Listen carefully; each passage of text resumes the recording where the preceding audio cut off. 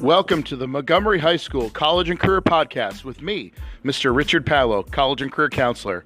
This podcast is to help the Montgomery High School community prepare themselves for life after high school graduation. I talk about topics like career decision-making, college choices, and finding sources of funding through financial aid or scholarships for your education.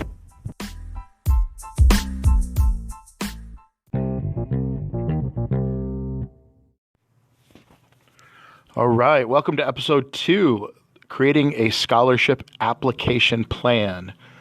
It's not enough just to find scholarships that you can qualify for. You have to have a regular plan to apply to a certain number every month. It's work. It's a job. You got to bust and hustle at it. You're not going to get every scholarship you apply to. Specifically, if it's a national scholarship, local scholarships, you might have a better opportunity to winning. It all depends on a lot of things. It depends how much money the organization that posts the scholarship has, how many scholarships they're breaking that up into, and how many other people other than yourself are applying for that same scholarship. So there's a lot of variables into it.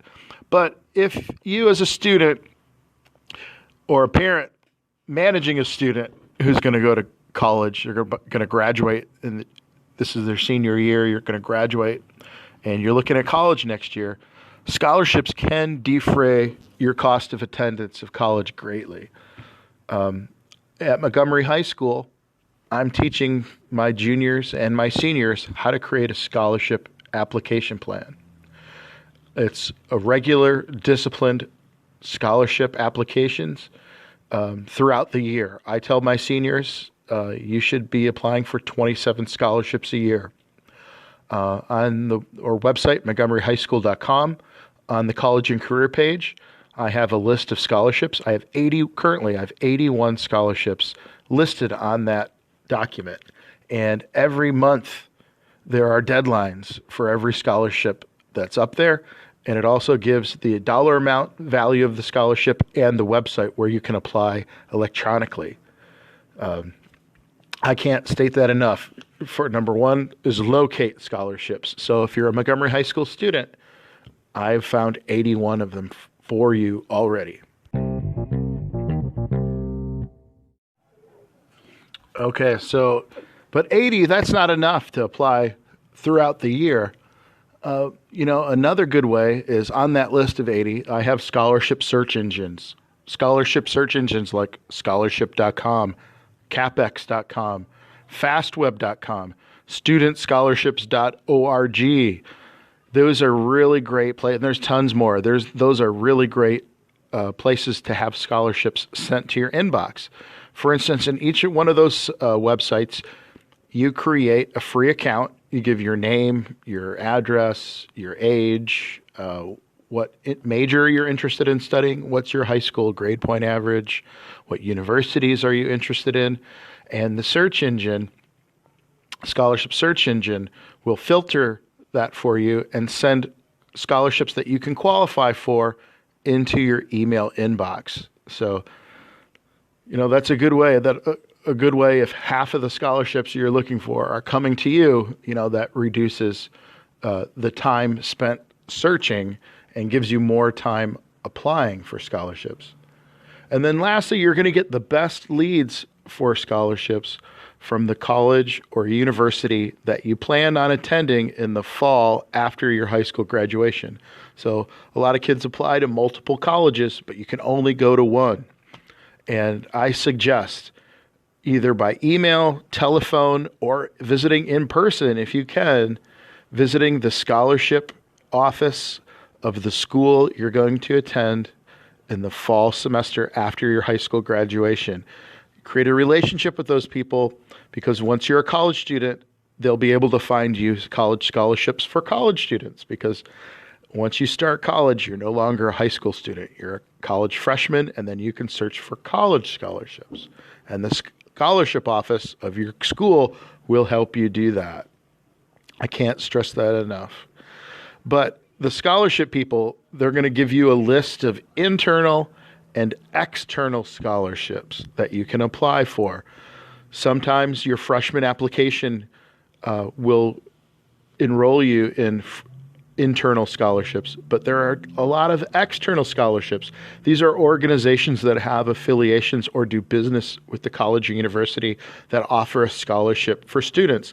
Some of them will be for graduate students. Some of them will be for existing college students. Some of them will be for freshman high school graduates. So look for the ones that you qualify for, and then between the search,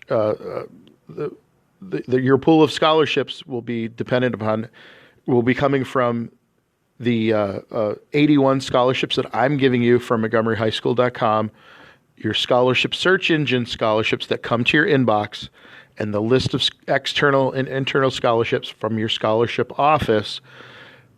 Between those three sources, you should have about hundreds of different opportunities to apply for scholarships in your senior year. I'm telling my students that they should apply to 2 to 3 scholarships every month. So that's a minimum of 27 scholarships a year in your senior year. If you apply for more, you can get more money.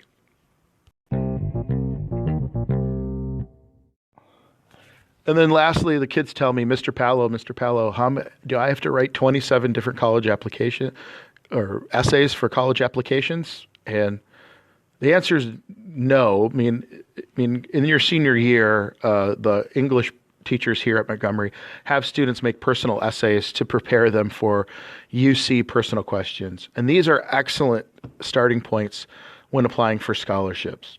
A lot of scholarships are asking students to basically define who they are and identify obstacles they've overcome in their educational career and how they got around those obstacles to get where they are today. Basic essay like that can be tweaked for each scholarship application. You don't have to totally craft a new essay for each one, but you can use these basic smaller personal essays as templates and tweak them for each individual scholarship. And then also you want to line up your letters of recommendation. Scholarships will want maybe 2 or 3 or sometimes more letters of recommendation from people outside of school, like volunteer leaders or coaches or teachers or counselors. You want to get a good letter of recommendation that you could use in many different scholarship applications, so the person you're asking the letter for doesn't have to write you 27 different letters. So a good general letter of recommendation can be recycled as well throughout the whole time.